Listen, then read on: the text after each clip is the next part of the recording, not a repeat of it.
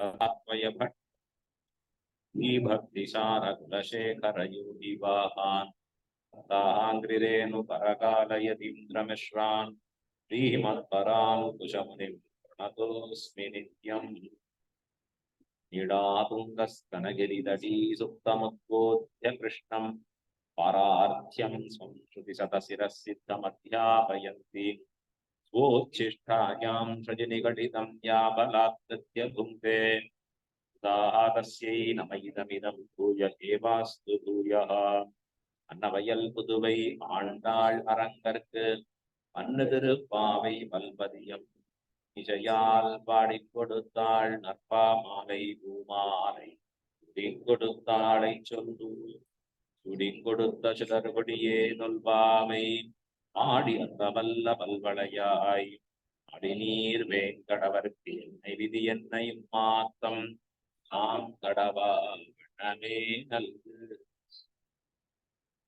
श्रीमत्कृष्ण समाह्वाय नमो यमुनसूनवे तडाक्षैकलक्ष्याणां सुलभ श्रीधरः सदा।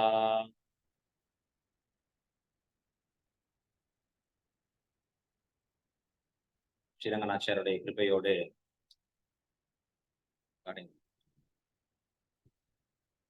நாம் இப்பொழுது 15வது நாளிலே இருக்கிறோம் திருப்பாவை. ஆனா அனுபவிக்க வேண்டிய பாசனம் இப்பொழுது 14வது பாசனம் திருப்பாவையில. ஒவ்வொரு பெண் பிள்ளையாக ஆண்டாள் எழுப்பி இருக்கிறது கொஞ்சம் குறைச்சுக்கோங்க.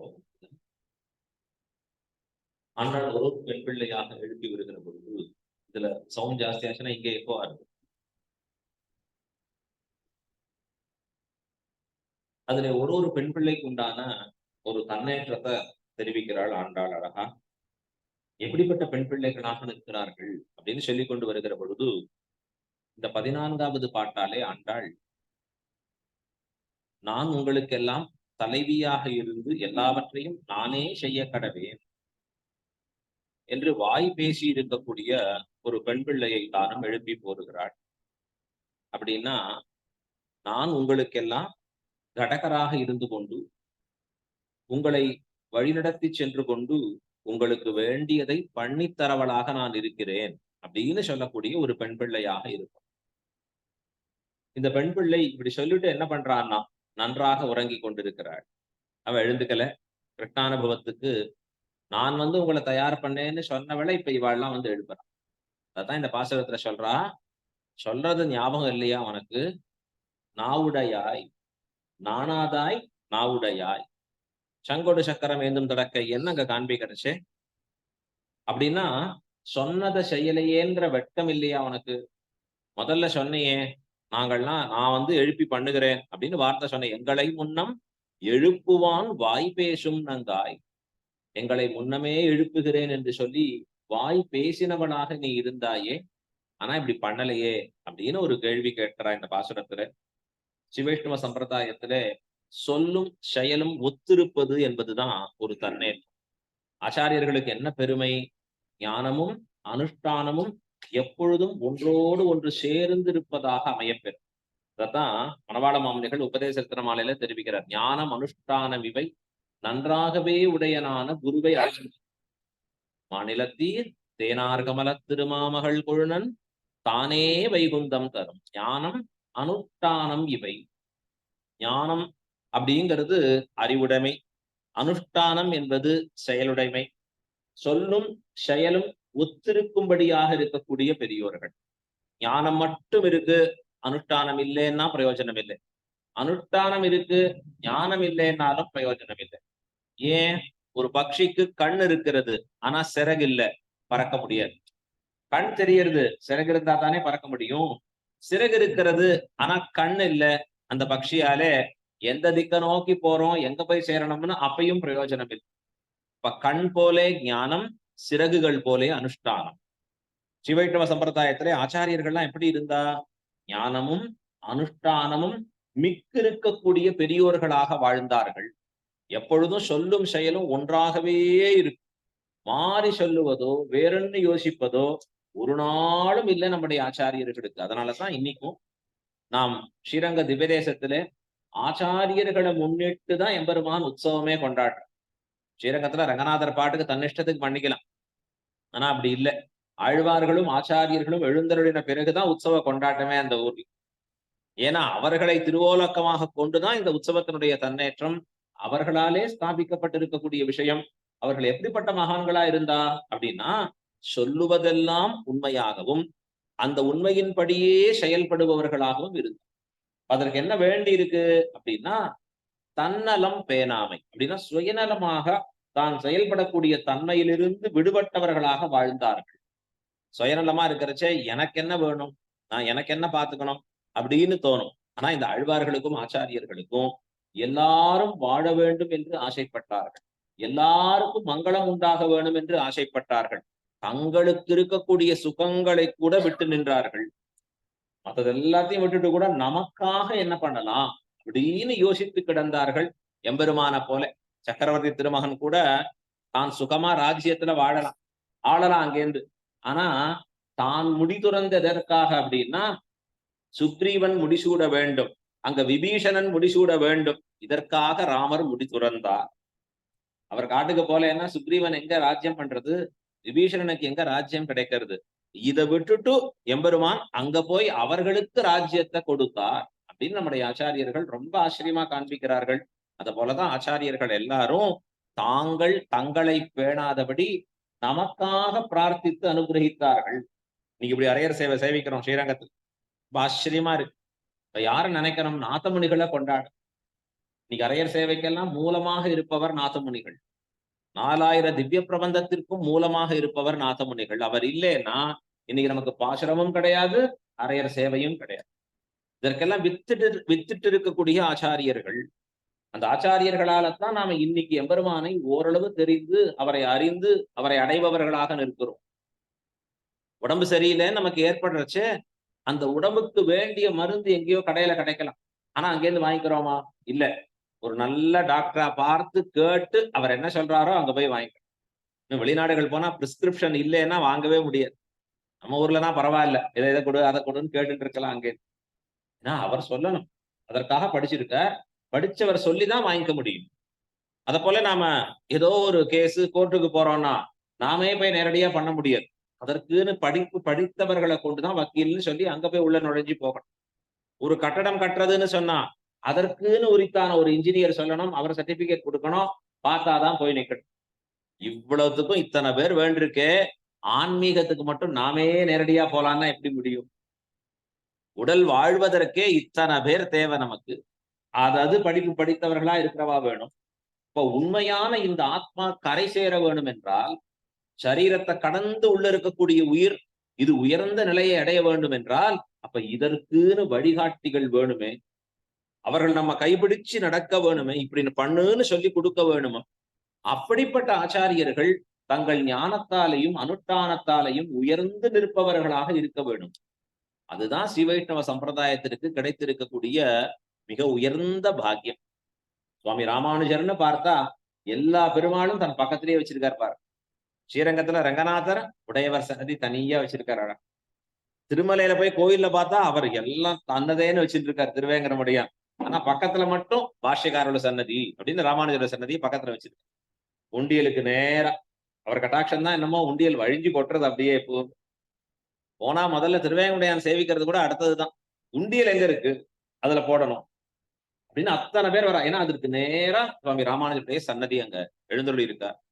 இப்ப ஆச்சாரியர்கள் எம்பெருமான் அருகிலே இருந்து நம்மை வழிகாட்டுகிறார்கள். இப்ப எம்பெருமான் சொல்றார், நான் இவரை கொண்டுதான் உங்களுக்கு மோட்சம் கொடுக்கிறேன், இவரை கொண்டுதான் உலகத்தை திருத்துறேன் இப்படின்னு காண்பிக்கிற ஸ்ரீரங்கத்துல. அதனாலதான் பேர் என்ன சொல்லியிருக்காரு, உடையவர் அப்படின்னு பேர் சொல்லியிருக்கார் ராமானுஜர். அப்படிப்பட்ட ஆச்சாரியர்களை பற்றினோம் என்றால் இந்த ஆத்மாவினுடைய உஜ்ஜீவனத்திற்கு சௌகரியமா இருக்கு. பற்றவில்லைன்னு சொன்னா நாம நம்ம இஷ்டத்துக்கு நமக்கு மனசுக்கு தோன்றின பண்ணுவோம். அவரவர் தமது அறிவறி வகை வகை அவரவர் இறையவர் என அடி அடையவர்கள். அவரவர் இறையவர் குறைவிலர் இறையவர் அவரவர் விதிவழி அடைய நின்னனரே. ஆச்சரியமா தெரிவிக்கிறார் நம்மாழ்வார் தெரிவிக்கிறது. இப்ப நாம எந்த வழியில போகணும் அப்படின்னு நமக்கு மார்க்கம் காண்பிப்பவர்கள், அதுதான் ஆச்சாரியர்கள்னு பேர். அவர்கள் எந்த மார்க்கத்துல நாம் நிலைக்க வேண்டும், அதுவும் ஆச்சாரியர்கள் எப்படிப்பட்டவர்களா இருக்கணும்? எம்பெருமானுடைய பரிபூர்ண கடாட்சம் பெற்றிருக்கக்கூடிய ஆச்சாரியர்கள். மணவாள மாமனிகள் அதைத்தான் சொன்னார். பூர்வாச்சாரியர்கள் போதம் அனுஷ்டானங்கள் கூறுவார் வார்த்தைகளை கொண்டு நீர் தேறி. நீ குருவாச்சாருடைய திருவாக்க கொண்டு தேர வேணும் என்று காண்பிக்கிறார்.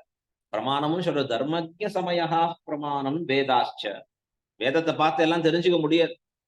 தர்மஜ சமயா, இது அறிந்திருக்கக்கூடிய பெரியோர்கள் அவர்கள் காட்டுகிறதே நமக்கு வழிகாட்டியான பாதை. ஸ்ரீவைஷ்ணவத்துல ஆச்சாரியர்களை பற்றினவர்களுக்கு தான் மோட்சம். ஆச்சாரிய சமாசயனம் பெற்றவர்களுக்கு தான் மோட்சம். அவர்கள் துணை கொண்டுதான் எம்பெருமானை அடைய முடியும். ஏன்? அந்த ஞானம் அனுஷ்டானம் பூர்த்தியாக உடையவர்கள். அப்படிங்கிறத தான் காண்பிச்சிருக்கிறது இந்த பெண் பிள்ளை. சொன்னத சொல்லபடி செய்யாதபடி அவள் படுத்துறங்கி இருக்கிறச்சே அவளை பார்த்து எழுப்புகிறாள் இந்த பாசுரத்தை. நீயே எழுப்புகிறேன்னு சொல்லிட்டு இப்ப உறங்குகிறாயே என்று தெரிவித்த பாசுரம் இது 14வது பாசுரம். உங்கள் புழைக்கடை அப்படின்னு வரக்கூடிய பாசுரத்தை நாம் இப்ப எல்லாரும் சேர்ந்து முதல்ல விண்ணப்பிப்போம். அதன் பிறகு அதனுடைய அர்த்தங்களை பார்க்கலாம். உங்கள் புழைக்கடை தோட்டத்து வாவியுள் செங்கழு நீர் வாய் நெகிழ்ந்து ஆம்பல் வாய் கூம்பினகான் செங்கல் பொடிக்கூரை வெண்பல் தவத்தவர் தங்கள் திருக்கோயில் சங்கிடுவான் போகின்னார் எங்களை முன்னம் எழுப்புவான் வாய் பேசும் நங்காய் எழுந்திராய் ஆனாதாய் நாவுடையாய் செங்கொடு சக்கரம் ஏந்தும் தடக்கையன் பங்கையர் கண்ணானை பாடேலோர் எம்பாவாய். வெளியில இருக்கக்கூடிய பெண் பிள்ளை எழுப்புகிறவளாக இருக்கக்கூடியவள் உள்ளே உறங்கக்கூடியவளை பார்த்து சில அடையாளங்களை சொல், விடியதற்குண்டான அடையாளங்களை சொல்லி எழுந்திருமான வார்த்தை சொல்றார். அதெல்லாம் பதவரை. உங்கள் புழைக்கடை தோட்டத்து வாவி. உங்கள் புழைக்கடைன்னு சொன்னா வீட்டுக்கு பின்னாடி இருக்கிறது. அது அந்த தோட்டத்துல இருக்கக்கூடிய வாபி. வாபின்னா கிணறு. அந்த வாவியுள் செங்கழு நீர் வாய் நெகிழ்ந்து. செங்கழு நீருங்கிற புஷ்பம் அப்படி மலர்ந்ததும். ஆம்பல் வாய் கூம்பினகா.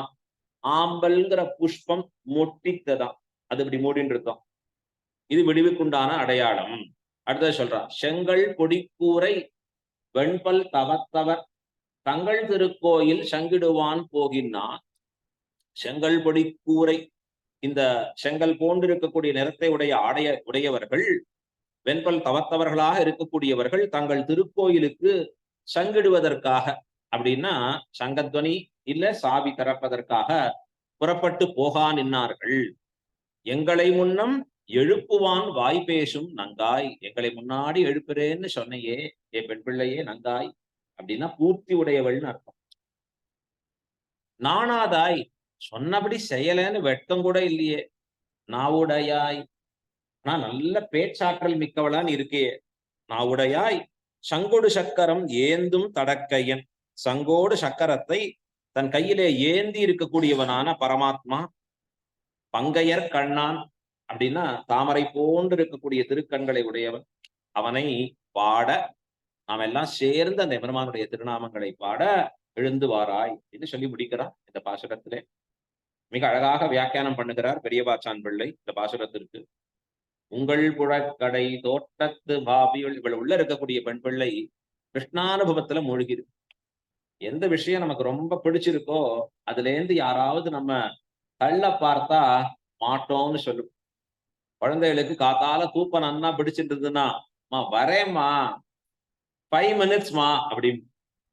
இந்த 5 minutes எப்ப வரைக்கும் போகும்னா 1 மணி நேரம் வரைக்கும் 5 minutes சொல்லிட்டு 6க்கு ஆரம்பிச்சாருன்னா 7 வரைக்கும் 5 நிமிஷம். ஏன்னா அப்பதான் சுகமா இருக்காழ. இந்த பெண் பிள்ளைக்கு அப்படி இல்லை. கிருஷ்ணானுபவத்துல மூழ்கி இருக்கா. பகவானையே நினைச்சு அப்படி மூழ்கி போது அவனையே நினைந்து இருக்கும்படியா இருக்கா. அப்ப மூழ்கி இருக்கிறச்ச அவளுக்கு என்ன கஷ்டமா இருக்கு? இவ சொல்றதோ, வா புறப்படலான்னு சொல்றதோ அது கஷ்டமா இருக்கு. பகவானுடைய திருக்கல்யாணங்கள்ல குணங்கள்ல ஈடுபட்டவர்களுக்கு அதுல இருந்து வெளிவருவதுங்கிறது கஷ்டம். இப்போ உபன்யாசம் போய் போய் இந்த காதுகளுக்கு நாம தொலை பண்ண வேண்டாம். நல்ல வேளை பகவான் தொலையை தானே கொடுத்திருக்கிறார். செவிகளாலார நின் கீர்த்தி கனியென்னும் கவிகளே. தொடர்ந்து உயர்ந்த விஷயங்களை கேட்டு கேட்டு பழகினவர்களுக்கு என்னைக்காவது நல்ல விஷயம் கேட்கலன்னு சொன்னா பட்னிட்டா போல இருக்கு. ஐயோ இன்னைக்கு என்ன நாளே வெறுமையா இருக்கே, பிரயோஜனமே இல்லாம இருக்கே. ஏன்னா அந்த கேட்டு கேட்டு நல்லதை பழகி இருக்கக்கூடிய ஒரு விஷயம். இந்த பகவத் குணானுபவத்திலே மூழ்கி இருந்தா விடுவது கஷ்டம். ஸ்ரீரங்க கஷேத்திரத்துல நம்பெருமாளை சுத்தி சுத்தி சேவிச்சவாளுக்கு ஒரு நாள் அவ லீவ் எடுத்தான்னா நம்பெருமாளுக்கே வருத்தமா இருக்கு. அவளுக்கு இன்னும் செல்ல வேணுமான்னு முடியவே முடியாது, அவர்களால தாங்கவே முடியாதபடி இருக்கு. ஏன்னா பகவத் விஷயத்திலே அவகாசித்தவர்கள், அதிலே மூழ்கினவர்கள், அதுல மூழ்காதவர்கள் இன்னும் அந்த பாக்கியம் பெறலன்னு அர்த்தம். சாமானிய அற்ப விஷயங்கள்ல இருக்கா. ஆழ்வார் சொன்னார், அற்ப சாரங்களவை சுவைத்து அகன்று ஒழிந்து. அற்ப சாரங்கள் நன்னா சுவைத்தேன் அகன்று ஒழிந்தேன். உலக விஷயங்கள்ல இருக்கிற ஈடுபாடு, இந்த உடல், இந்த உடலுக்கு சுகத்தை தரக்கூடிய பல விஷயங்கள், நாக்குக்கு சுவை தரக்கூடிய விஷயங்கள் இருக்கு, கண்ணுக்கு இருக்கு, உடம்புக்கு இருக்கு, எத்தனையோ உலக விஷயங்கள் இருக்கு. அதை அனுபவிக்கிறதுக்கு முன்னாடி வரைக்கும் ஆசை அதிகமா இருக்கு. அனுபவித்த பிறகு இவனுக்கு என்ன தோன்றதுன்னா, அல்பசாரங்கள் இதுக்கா போனேன், இது உபயோகம் இல்லையே. இது ஏன் முன்னாடியே தெரியாதான்னா, அது அனுபவிச்ச பிறகுதான் அல்பசாரம்னு தெரியுது. எத்தனை அனுபவத்துல தெரியறது? பல நாள் அனுபவிச்ச பிறகுதான் தெரியறது. அது தெரிவறிய அளவில்லா சிற்றின்பம், அளவில்லாத சிற்றின்பம்னு சொல்றேன். இந்த இந்திரியங்கள்லாம் நம் வசப்பட்டு இருக்கிறச்சே தெரிய மாட்டேங்கிறது. இது ஒன்னொன்னு கொஞ்சம் கொஞ்சமா கழண்டு கரைச்சே, உள்ளுக்குள்ள ஒன்னொன்னு ஏதான ஒரு வலியை கொடுக்கறச்சே, ஐயோ என்ன இப்படி இருக்குது, சமமா இருக்கே அப்படின்னு தோன்றும்படியாக இருக்கிறது. அப்ப பகவான் ஆகிற உயர்ந்த விஷயத்துல இவன் மூழ்கி நிற்கிறச்சே அது ஆனந்தகரமா இருக்கு. இந்த உள்ள இருக்கக்கூடிய பெண் பிள்ளைக்கு அது இவர்கள் எழுப்புவது சமமா இருக்கு. இவள் வெளியில இருந்து அடையாளங்களை சொல்றா. விடிந்தமைக்குண்டான அடையாளம் என் என்று அவள் கேட்ட பிறகு சொல்றா, உழக்கடை தோட்டத்து வாவியுள் செங்கழு நீர் வாயின கெழுந்து. செங்கழு நீர் புஷ்பமானது காலை பொழுதிலே மலர்ந்து நிற்கிறது. அதற்கு மேலே ஆம்பல்வாய் கூம்பினகான், ஆம்பல்ங்கிற புஷ்பம் மொட்டித்து நிற்கிறது. இந்த காலை வேளையில இந்த ஆம்பல்ங்கிற புஷ்பம் அப்படி மொட்டித்து இருப்பதும் செங்கல் நீர் மலர்ந்து இருப்பதும் கூட அடையாளம் அன்றோ அப்படின்னு சொல்றா. எங்க பார்த்தேள் நீங்க? தோட்டத்து வாவியுள், தோட்டத்துல இருக்கக்கூடிய வாப்பியில பார்த்தோம். வாப்பின்னு சொன்னா கிணறுன்னு அர்த்தம். கிணறுகள் பல வகை. நமக்கெல்லாம் இனிமே நீர்த்தேக்கம்னா என்னன்னே தெரியாது. தமிழர்கள்ல தான் நீர்த்தேக்கம் அதிகமா இருக்கு, பல முறைகள் இருக்குன்னு சொல்ல. பலன்னா கிட்டத்தட்ட நூற்றுக்கணக்கான முறைகள்ல நீர் தேங்கி வச்சு நாம உபயோகிச்சிருக்கோம். இன்னைக்கு எல்லாருக்கும் ஒரு நீர் தேக்கம் தெரியும். என்ன? மொட்டை மாடியில இருக்கிற tank, over tank. Over tank ஏதோ சொல்றா இல்லையா, அது மேல இருக்கிறது அதுதான் எல்லா நீரை தேக்கிறதுங்கிறது இல்ல. பூமியோட சம்பந்தம் இருக்கிற நீரை தேக்குவதுங்கிறது பல விஷயங்கள் இருக்கு. அதுல ஒன்று இந்த வாப்பின்னு பேர், நடவாப்பின்னு சொல்லுவோம். அப்படின்னா மேலேந்து கீழே வரைக்கும் படிகள் இருக்கும். அந்த படிகள்லயே நடந்து போய் அப்படியே குடிச்சிட்டு மேல வரலாம். எப்பவுமே பூஸ்பர்ஷமா இருக்கக்கூடிய ஜலம் தான் உத்தமம்னு சாஸ்திரம் சொல்லும். உத்தமமான தீர்த்தத்துலதான் குளிக்கணும். உத்தமம்னா எது? நதி ஓடுகிறது இல்லையா, அதுல குளிப்பதுங்கிறது மிக உத்தமம். மத்தியமம்ங்கிறது எது அப்படின்னா, குளம் மாதிரி இருக்கிற இடத்துல தேங்கி இருப்பது மத்தியம். அதமம்ங்கிறது கணத்திலேருந்து மொண்டு கொட்டிக்கிறது. அதமும் நாமெல்லாம் பண்றது மேலேந்து வரத்துல வச்சுக்கிறோம். இந்த காலத்துல ரொம்ப அனுஷ்டானங்கள்ல மிக்கவர்கள் இப்ப இந்த குளங்கள் மாதிரி இருக்க இடம் தேடி போக முடியாது. அப்ப என்ன பண்ணுவான்? நடவாப்பின்னு பண்ணி, அப்படின்னா பெரிய கிணறு இருக்கும். அந்த கிணறுல இறங்கி போய் மூழ்கி குடிச்சிட்டு வரணும். ரொம்ப ஆச்சரியமா இருக்கக்கூடிய விஷயம் அது. அதனாலதான் திருக்காவேரி பக்கத்துலதான் நம்முடைய ஆச்சாரியர்கள் எல்லாம் வாழ்ந்து நின்றார்கள். அவராசன் படித்துறைன்னு இருக்கு அங்க, இன்னைக்கு பார்க்கலாமே. அதுலதான் ஆச்சாரியர்கள்லாம் ரொம்ப அற்புதமா வாழ்ந்து நின்றக்கூடிய இடமாக நாம் பார்க்கிறோம் அங்க. அவ கொடுத்தா இதுல இன்னைக்கும் அதனுடைய சுவடுகள் இருக்கு. பார்த்தா அங்கேருந்து பன்றியாழ்வான் சன்னதி அதெல்லாம் அங்க விளங்கி இருக்கக்கூடிய இடம். ரொம்ப ஆச்சரியம். மணவாளமாமணிகள் திருவள்ளுவர் சுத்தி இருக்கக்கூடிய இடம். ஏன்? இந்த காவேரியை ஒட்டி இருக்கு. எல்லாம் தீர்த்தத்தோடு இருக்கக்கூடிய சம்பந்தம். இன்னைக்கு காவேரி பாட்டுக்கு போயிட்டு இருக்கு, நாம் பாட்டுக்கு திரும்பி போயிட்டு இருக்கோம் அந்த பக்கம். ஆனா அதோட இருக்கிறது தான் உத்தமம். இப்ப இவ வீட்டுல அந்த நடவாப்பி இருக்கு, இந்த புழக்கடை தோட்டத்துல இருக்கிற நடவாப்பி, அதற்குள்ள இறங்கி செங்கல் நீர் வாய் நெகழ்ந்து அம்பல் வாய் கூம்பினஹா. இது எதை போல இருக்கு அப்படின்னு கேள்வி கேட்டா அது சொல்ற அழகா, நீங்கள் எல்லாம் காலை பொழுது ஆனது அப்படிங்கிறதுக்காக செங்கல் நீருங்கிற புஷ்பத்தை மலரும்படியா செய்து ஆம்பல் புஷ்பத்தை இப்படி மொட்டிக்கும்படியா செய்து. நம்ம குழந்தைகளை காத்தால எழுப்புறதுக்கு அலாரம் வச்சிருக்கோம் 5 மணிக்கு. சரியா பார்த்தா 5 மணிக்கு அலாரம் அடிக்கும்னு எதிர்பார்ப்போம், காணும். ஆனா தூங்கிருப்போம் 5:30 மணி, 5:45, 6 மணிக்கு எழுந்தையோ என்ன ஆச்சுன்னு பார்த்தா அலாரத்தை இவன் ராத்திரியே ஆஃப் பண்ணிட்டு படுத்திருப்பாட. ரொம்ப சௌகரியம் வச்சாதானே நீ எழுதுக்க முடியும். இப்ப இவள் என்ன சொல்றான்னா, உங்களுக்கு சௌகரியமா இருப்பதற்காக அந்த ஆம்பல் புஷ்பத்தை நீங்களே மொட்டிக்கும்படியாக செய்து, செங்கல் நீர் புஷ்பத்தை நீங்களே அலற்றும்படியாக, அதை மலரும்படியாக செய்தீர்கள் அப்படின்னு சொல்ற. இது எப்படி பண்றான்னா, எம்பெருமான் இப்படிதான் பண்ணுவான். எப்பொழுதுமே தான் ஒரு இடத்துல இன்னொரு இடத்துக்கு போறச்சே ஒவ்வொருத்தருக்கும் அழகான ஒரு சமிக்கை கொடுப்பான் எம்பெருமான். இந்த ஜாமத்திலே இந்த ஜாமம் உங்க வீட்டுல இருக்கு அப்படின்னு ஒண்ணு சொல்லிடுவான் அழகா. இவளும் ரொம்ப ஆசைப்பட்டு கிருஷ்ணன் வரானே, கிருஷ்ணனுடைய லீலைகள் எடுத்துட்டா ஏகப்பட்டதை அனுபவிக்கல். அது எப்படிதான் அந்த கிருஷ்ணனுடைய லீலைகளை இந்த கோபிகாஸ்திரிகள்லாம் ரொம்ப ஆச்சரியமா அனுபவித்து நின்னார்களோ, நாம அங்க போய் நின்னாதான் அது தெரியுது. இந்த பாவம் நமக்கு வராத வரைக்கும் அது புரியாது.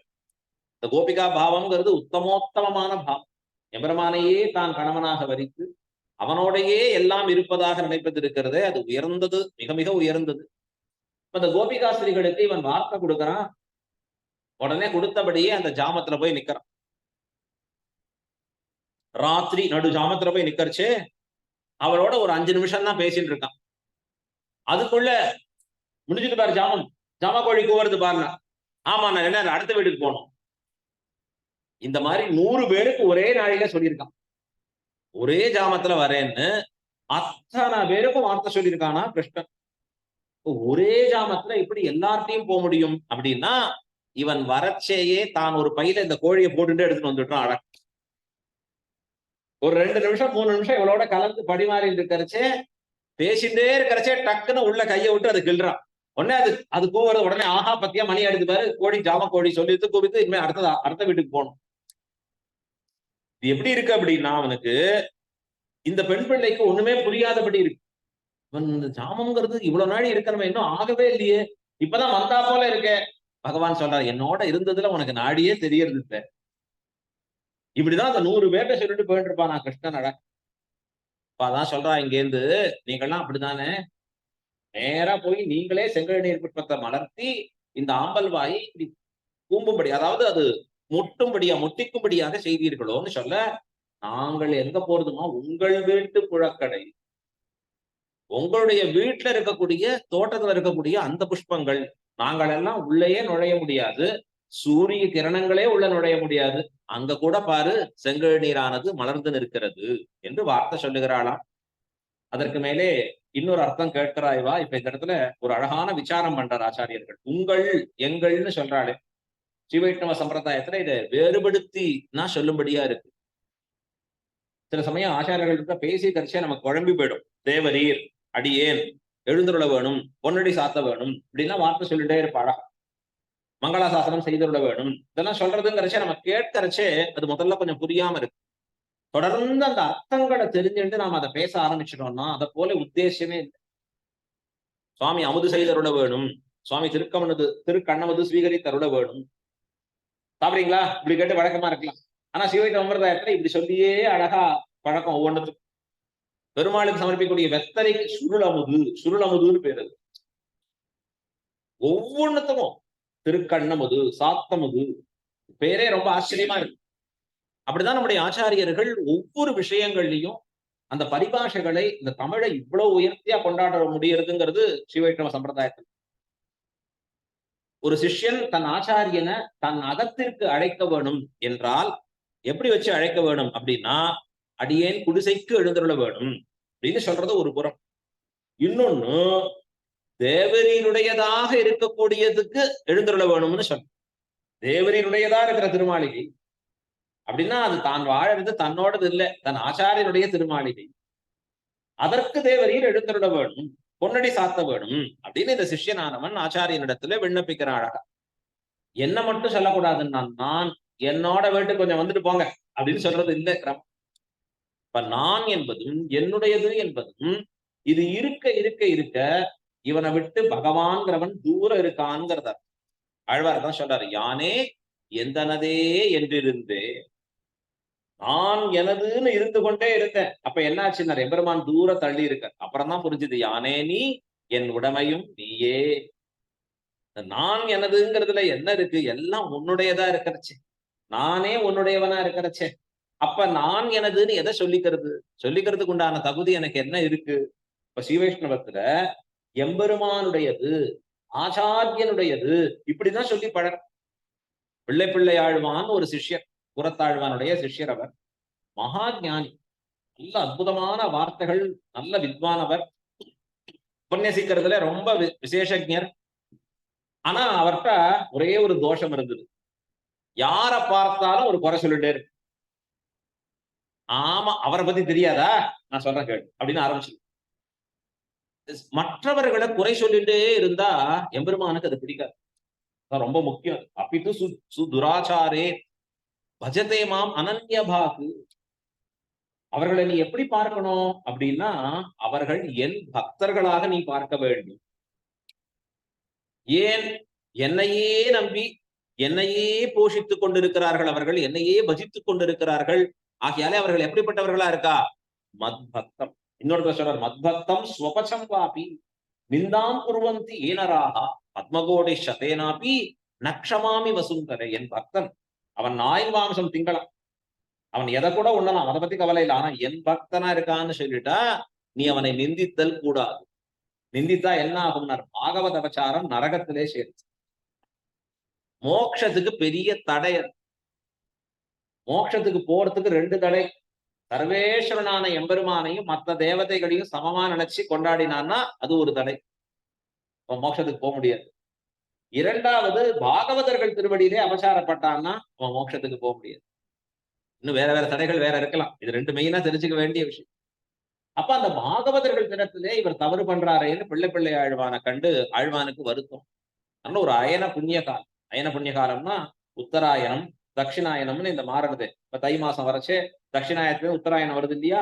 அந்த புண்ணிய காலத்துல தானம் பண்ணுவது, புண்ணிய கஷேத்திரத்துல பண்ணுவது, நதி தீரத்துல பண்ணுவது ரொம்ப உயர்ந்தது. சாஸ்திரம் கொண்டாடி இருக்காது. இப்ப அந்த மாதிரி சமயத்துல பிள்ளை ஆழ்வான் திருக்காவேரில அப்படி தீர்த்தமாடி வர சமயத்துல புறத்தாழ்வான் போய் எனக்கு ஒரு தானம் வேணும்னு கேட்டார். புறத்தாழ்வான்கிறவர் ஆச்சாரியன், பிள்ளை ஆழ்வான்கிறவன் சிஷ்யர். அவர்கிட்ட ஆச்சாரியன் போய் கேட்கிறார், எனக்கு மட்டத்துல இருந்து ஒரு தானம் வேணும். பிள்ளை ஆழ்வான் திருப்பி பதில் சொல்ற, என்னுடையதுன்னு என்ன இருக்கு தேவருக்கு தானம் பண்றதுக்கு? அப்படின்னா என்ன அர்த்தம்? என்னோடது எல்லாம் உம்முடையதாயிட்டு. எப்ப ஆச்சாரியன் திருவடிகளிலே சமாஷ்கரணம் பண்ணிக்கிறோமோ அப்ப என்னையும் என் உடமையையும் உன் சக்கரப்பொறி ஒத்தி கொண்டு எல்லாம் தேவரீருடையதாக ஆகி நிற்கிறது. அப்ப தேவரீர் பார்த்து எதை வேணுமோ எடுத்துக்கலாம், அது போக மிச்சம் இருக்கிறத கொடுக்க. ஜீவசன போஷகத்துல அதான் சொல்றது, கொள்ளில் மிடியனாம் உடுக்கில் கள்ளனாம். ஆச்சரியமான அர்த்தங்களை சாதிக்கிறார் புலலோகாச்சாரியர். அது உயர்ந்த நிஷ்டையில, வைஷ்ணவத்துல உயர்ந்த நிஷ்டையில நிற்பவர்களுக்காக காட்டப்படுற கிரந்தம். இப்ப அவர் சொல்றார் பதில், என்னிடத்துல என்ன இருக்கு உமக்கு கொடுப்பதற்கு என்பதற்கு? எல்லாம் தேவரீருடையது அப்படின்னு சொல்றச்சே பிள்ளை ஆழ்வார் சொல்றார், ஒன்னே ஒண்ணு இருக்கு. என்னன்னா, இந்த பாகவதச்சாரம் பண்றீரே, இன்று தொடங்கி மனதாலும் வாக்காலும் செயலாலும் என்றும் யாரையும் நிந்திக்க மாட்டேன் என்று சொல்லி தானம் பண்ணும். இப்போ உதகதாரா பூர்வகமாக தானம் பண்ணி கொடுத்தாரா. அன்று தொடங்கி பிள்ளை ஆழ்வான் யாரையும் நிந்திக்கல அப்படின்னு காண்பிக்கிறார். ஒரே ஒரு நாள் மனசுல தப்பா நினைச்சுட்டார், அதனால வரத்துக்கு தயங்கினார்.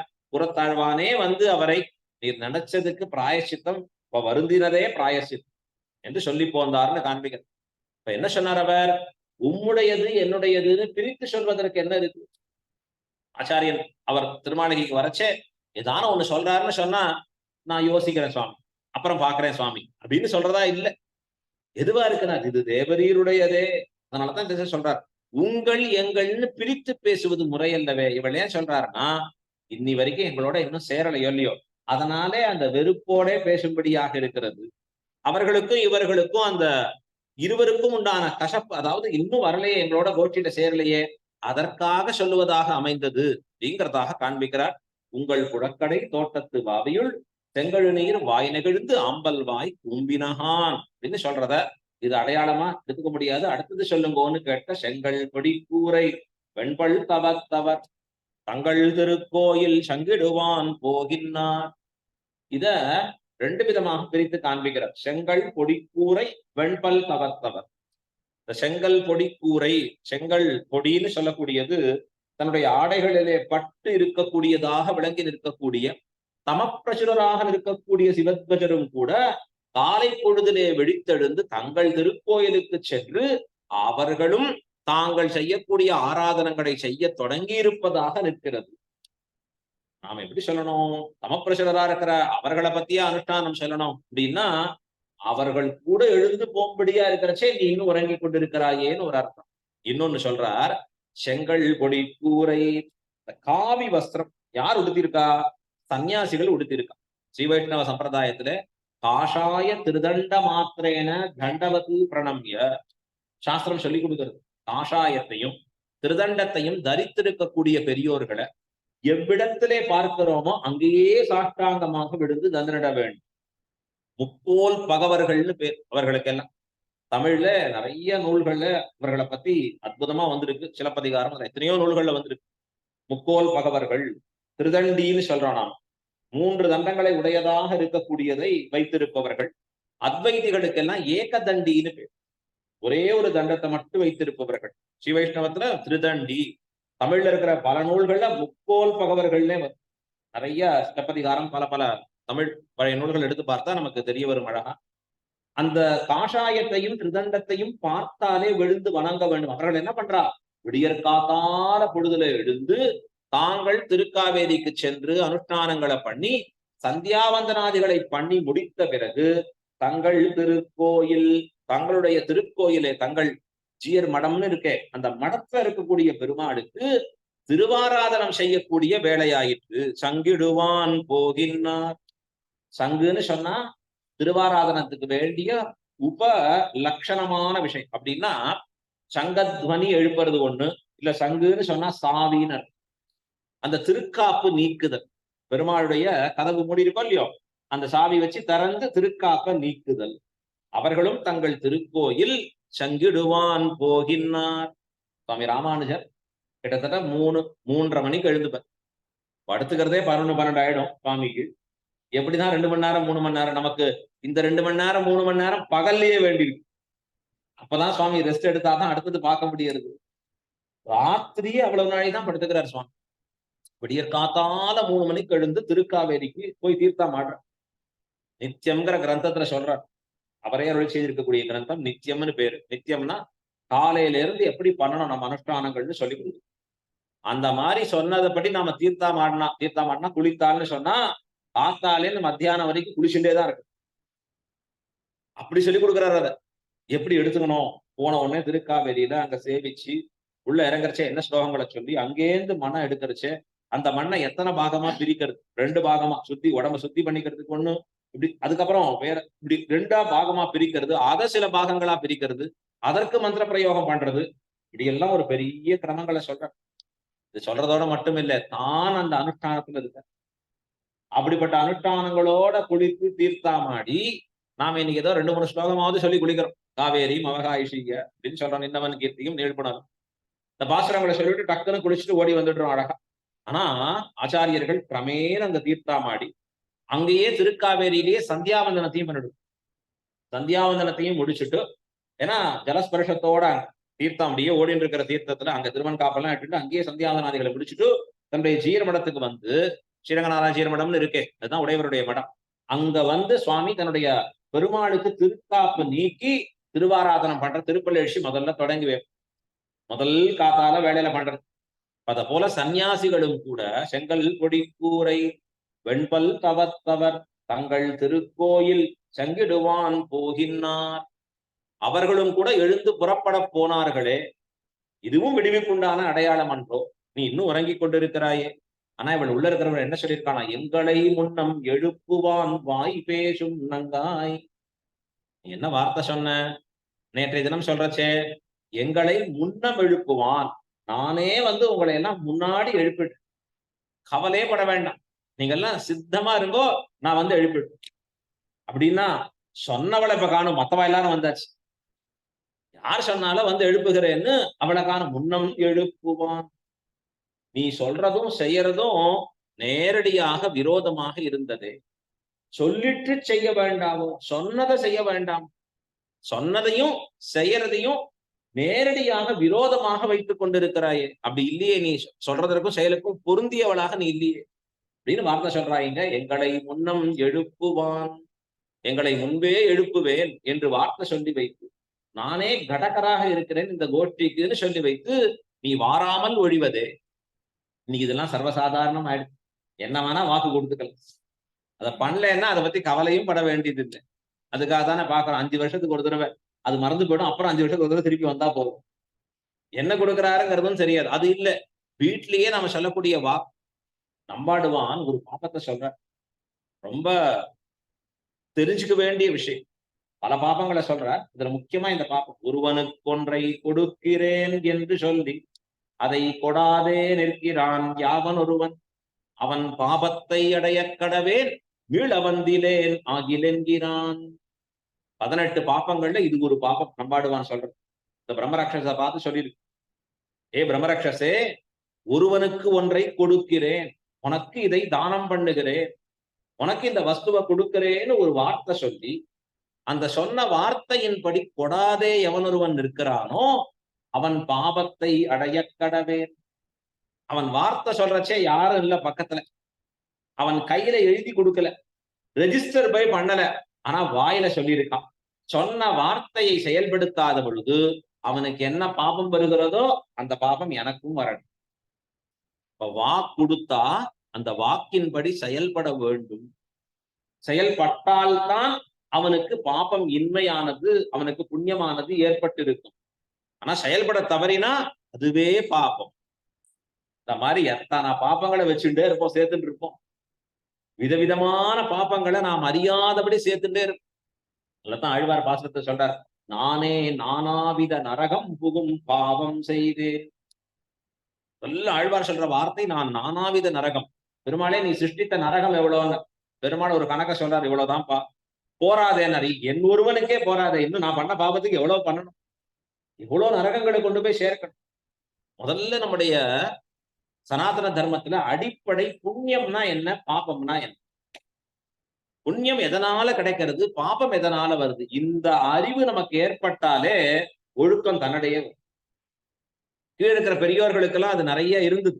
செய்யக்கூடிய செய்கைகள்லயே எதை பண்ணணும், எப்படி பண்ணணும், இந்த செயலை இப்படி பண்ணக்கூடாது, இப்படி பண்ணா பாபம் அப்படின்னு சொல்லும்படியா இருந்து. இன்னைக்கு புண்ணியத்தை பத்தியும் பாபத்தை பத்தியும் உண்டான ஒரு கொஞ்சம் கூட தெரிந்து கொள்றதுங்கிறதே இல்லாம போனதுனால எதையும் செய்யலாம், எப்படியும் இருக்கலாம். ஆனா அப்படி கீழே அப்படி இருக்கிறபடியாலே மேல மேல மேல பக்தி வருமானா வராது. அடிப்படையில நமக்கு ஒரு ஃபவுண்டேஷன் ஸ்ட்ராங்கா இருந்தா தான் மேல கட்டடம் நிற்கும். அடிப்படையாக இவன் கடைபிடிக்க வேண்டிய வெர்ச்சியூஸ்னு சொல்ற ஆங்கிலத்துல, இவனுக்கு வேண்டிய நற்பண்புகள் அது இருந்தாதான் அதற்கு மேலே பக்தி வளரும். அது இல்லாத பொழுது பக்தி வளர. பிரம்மரக்ஷஸ் இந்த நம்பாடுவான பிடித்து உணவாக உண்ண வேணும். நம்பாடுவான் சக்தி அற்றவன், பெருமாளை பார்த்து பாடிட்டு இருக்கிறவன். ஆனா பிரம்மரக்ஷஸ் தன்னுடைய மோட்சத்திற்கு யாரை பற்றித்துன்னா நம்பாடுவான் திருவடிகளில் விழுந்தது. ஏன்னா பக்தியிலே உயர்ந்தவரா இருக்க. பக்தியிலே உயர்ந்தவரா இருக்கிறதுக்கு என்ன இருக்குன்னா அடிப்படை பண்புகள் மிக அதிகமா இருக்கும் அவர்கிட்ட. நம்பாடுவான் சத்தியங்களை பண்ணிட்டு புறப்பட்டு போற, நான் திருக்கருடைய நம்பிய பாடிட்டு வரேன் இன்னைக்கு ராத்திரி, நாளை காத்தால வந்துடுறேன், காலால வந்த உடனே நீ என்ன எடுத்துக்கலாம், மார்னிங் பிரேக்ஃபாஸ்ட் நான் தான் உனக்கு அப்படின்னு சொல்லிட்டாரு. போயிட்டு வரும், கிளம்புறதுல வேகம் ஜாஸ்தி. அவரு ஸ்ரீரங்கத்தை விட்டு போறச்சே ஸ்லோவா போவோம், திரும்பி வரணும்னா கடகடன்னு கிளம்பி வரும். அப்படி வேகமா நம்பாடுவான். கிளம்புறச்சே ஒருத்தர் தடுக்கிற, ஒரு நிமிஷம் டைம் இல்ல, நான் கிளம்பணும். எங்க போறீங்க இவ்வளவு அர்ஜென்ட்? ஏதான ஃபங்க்ஷனா? இல்ல இல்ல, ஒருத்தருக்கு விருந்தா வரேன்னு சொல்லியிருக்கேன். விருந்து கொடுக்கறது இல்ல, என்னையே விருந்தா கொடுக்கறது. இது யாராவது இப்படி போவாளா? எங்கேயாவது மூளை இருக்கா? இத்தேசம் ஒழிய வேறு தேசங்கள் உண்டு. இந்த தேசத்தை தவிர வேற தேசங்கள்லாம் இருக்கு. இவ்வழி ஒழிய வேறு வழிகள் உண்டு. சொல்லி தரணுமா? கூகுள் மேப்பை போட்டு பாரு, ரூட்ஸ் காமிக்கும். இது ஷார்ட் ரூட்ஸ், இது வேற ரூட், எத்தனை இருக்கு. இதெல்லாம் விட்டுட்டு யாரோ ஒருவன் அவருக்கு இவர் வாக்கு கொடுத்தாராம், அதுக்காக தன்னையே உயிர் போற இடத்துக்கு நோக்கி ஓடுறார். எங்கேயாவது நமக்கு ஒருத்தர் சொல்லட்டும், இந்த சந்து வழியாக போனீர்களாகில் உங்களுக்கு கையில் அடிபடும்னா, அன்னில இந்த சந்தையே பக்கமே திரும்ப மாட்டான். ஏன்னார் அங்க போனா அடிபடும்னா திரும்புவோமா? இவன் உயிரே போகும், அந்த இடத்துக்கு போறேங்க நம்பாடு. அந்த புருஷன் தடுக்கிற, மூளை இருக்கா உனக்கு? போலாமா அங்க போய்? வேற பக்கம் போ. நம்பாடுவான் சொன்னார், அது பண்ண முடியாது, நான் போய்தான் தெரியும். இல்ல, ஒரு தடவை முயற்சி தான் பண்ணேன் சொன்னா, நான் சத்தியத்தை தப்பிலும் என் ஸ்வபாவம் சத்தியத்தை தப்பாதிரு. நான் ட்ரை பண்றேன், நீ சொல்ற மாதிரி மீற நானும் முயற்சி பண்றேன். என் சுவாவம் என்னை கொண்டு போய் அங்கதான் சேர்த்துடும். அது பழகிடுத்து. அப்படி ராவணனுக்கு சுவாவம் எல்லாரையும் தலை நிமிர்ந்து எதிர்க்கிறது. இவருக்கு சுவாவம் சத்தியத்திலேயே வாழுது. ராவணன் அதனாலதான் துஷ்டனா அரக்கனா இருந்தான், பொல்லா அரக்கன். இவர் தான் உயர்ந்த பாகவதோத்தமராக பக்தி நிஷ்டராக நின்று. அடிப்படை பண்புகள் தான் பக்திக்கு பவுண்டேஷன். அது இருந்தா தான் அதன் மேல பக்தி வளர். எந்த மகான்களையும் பாருங்க, பக்தி இருக்கிறவா எல்லார்ட்டையும் பாருங்க, இந்த அடிப்படையா சத்தியம், ஆர்ஜவம், பிறர்களுடைய நோவு கண்டால் துக்கம், இதெல்லாம் அவர்களுக்கு இருக்கு. ஏன்? அந்த அடிப்படை பண்புகளின் மேலதான் பக்தி வளர்ந்து இருக்கு. இந்த அடிப்படை பண்புகள் எங்க இல்லாம போகும்? நான் சுயநலமா இருக்கிறவாழ்கிட்ட இல்லாம போகும். அந்த அடிப்படை பண்புகளோட கூடியவர்களாக வரணுமா? அது இல்லாத பொழுது வருத்தப்படுறா. வாய் சொன்னையே நீ, வாய் பேசுன்னங்காய். நன்னா வாய் பேசுற, வாயில தான் பேசுற, செயல்ல ஒண்ணுமே இல்லை, பூஜ்யம். சில பேர் சொல்லுவா, பேசின உடனே வாயாலேயே கோட்டை கட்டிடுவார் போல் இருக்கே, அப்புறம் பார்த்தாதான் அது வெறும் கோட்டை, கோட்டை தான் அப்படின்னு சொல்லும்படியா இருக்கு. வாய் பேசும் நங்காய். நங்காயின்னு வார்த்தை சொல்றோம். நங்காய்ன்னு சொன்னா பூர்த்தி உடையவள்னா. பெருமாளை பார்த்து நம்ம ஒரு பதம் சொல்லுவோம், நம்பி அப்படின்னு சொல்லுவோம். நம்பின்னு சொன்னா திருக்குறுங்குடி நம்பியை நான் கண்ட பின். திருக்குறுங்குடியில் இருக்கிற பெருமானுக்கு என்ன பேரு? திருக்குறுங்குடி நம்பி அப்படின்னு பேரு. நம்பின்னு சொன்னா பூர்ணன் அப்படின்னு அர்த்தம். எல்லாவற்றாலும் பூர்த்தியை உடையவனுக்கு தான் பூர்ணன் நம்பின்னு தமிழ்ல பார்த்து. பகவானை அப்படி சொல்றா போலே மதுரகவி ஆழ்வார் ஆச்சாரியனையும் நம்பின்னு சொன்னார். திருக்குருகூர் நம்பி. குருகூர் நம்பி என்னக்கால் அன்னிக்கும் அமுதூரும் என்னாவுக்கே. நம்ம சம்பிரதாயத்துல நிறைய நம்பிகள் இருக்கு. பெரிய நம்பி, பெரிய திருமலை நம்பி, திருக்கோட்டியூர் நம்பி, இதெல்லாம் ஆச்சாரியர்களுடைய திருநாமம். நம்பின்னு சொன்னா பூர்த்தியை உடையவர்கள் அப்படின்னு. அதற்கு அப்படியே பெண்பால் அப்படின்னா நங்காய், பூர்த்தி உடையவள். குணத்தாலையும் சொல்லாலையும் செய்கைகளாலையும் பூர்த்தி உடையவள். போரும் போவும் பூர்த்தி இருக்கு. நங்காய் அப்படின்னா என்ன அர்த்தம்? பூர்த்தி உடையவள்னு உன்னை சொல்றது பொருந்துமான்னு நீயே பார்த்து. இது புகழ்வது போல் இகழ்வதாக சொல்லப்பட்ட சுவாமி உபன்யாசம் பண்ணாருன்னா அவ்வளவுதான் அப்படின்னா என்ன அர்த்தம்? ஒருத்தரும் கேட்கறதுக்கு ஆள் இருக்குமா? என்ன சொல்ல வரா இவன்? நம்ம புகழறானா இல்ல எங்கேயாவது இழறானா? இப்ப இந்த இடத்துல இவன் என்ன சொல்றாருனா, நங்காய் பூர்த்தி இருப்பவள், போரும் போவோம் பூர்த்தி. நீதான் பூர்த்தி உடையவளா? நேத்தி வார்த்தை சொல்லிட்டு இங்க படுத்துட்டு இருக்கப்ப இப்ப என்ன சொல்றா அதற்கு வார்த்தை? நானாதாய். சொன்னது செய்யலையேன்னு வெட்கம் வர வேண்டாம், வெட்கி தலை குனிய வேண்டாம். சொன்னபடி செய்யலேன்னு சொன்னா மனசுல நமக்கு ஒரு வருத்தம் இருக்கு. இந்த பிள்ளை ஆழ்வான்ங்கிறவர் ஒரு நாள் புறத்தாழ்வான் காலக்ஷேபத்துக்கு வரல. வாக்கு கொடுத்த பிறகு என்னாச்சுன்னு இவர் போய் தேடி போறார். போனா அவர் சொல்றார், ஆத்துல அப்படியே படுத்துன்னு அழுதுன்னு இருக்கார். ஏன்? அவர் சொல்றார், வார்த்தை இல்லை இல்ல, நான் தேவரீருக்கு சொன்ன வார்த்தையை மீறிட்டேன். என்ன மீறிட்டீர்? சுபாவமா எல்லாரையும் எதையோ குறை சொல்லி பழகிட்டேனோ இல்லையோ, இன்னைக்கு கூட மனசுல ஒரு சுவாமியை பத்தி குறையா நினைச்சுட்டேன். நினைச்ச பிறகுதான் உனக்கு வாக்கு கொடுத்தேனே, மீறிட்டேனேன்னு வருத்தம் வந்தது. ரொம்ப ஆச்சரியம். ஞாபகம் வந்தது அப்புறம் உடனே இப்ப எப்படி கண்ணை முழிக்கிறது? தேவரீர் எப்படி நேரம் வந்து பாக்குறது? மனசுல அது எண்ணம் தாங்க முடியல, அதால இங்க படுத்துட்டு இருக்கேன். நேரம் வரத்துக்கு எனக்கு விருப்பம் இல்லை. இப்ப வெட்கம் வரணும். முதல்ல விஷயம் நமக்கு என்ன வரணும்னா, ஒரு தவறு செய்து விட்டோம்னு வெட்கி தலை குனிய வேணும். இந்த வெட்கம் உனக்கு இருக்கா? இல்லையே. நானா அதாய்.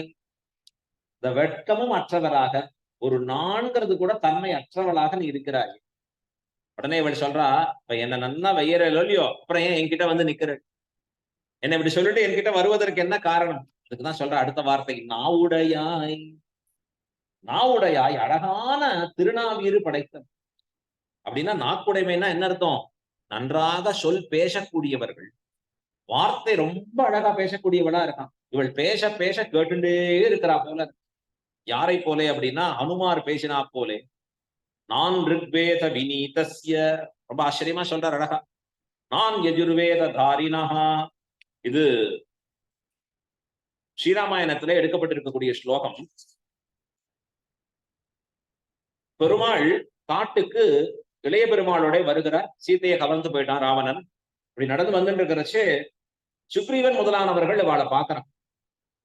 அப்ப ஹனுமார அனுப்பும்படியா இருக்கு. ஹனுமார் வந்தவர்கள் யார் என்று அறிந்து கொள்வதற்காக ஒரு முனிவராக வேடமிட்டுக் கொண்டு வருகிறார். அந்த ஒரு மாறுவேடத்துல வந்து நிக்கிறார். வந்து அவர்களோட பேச்சு கொடுக்க ஆரம்பிக்கிறார்.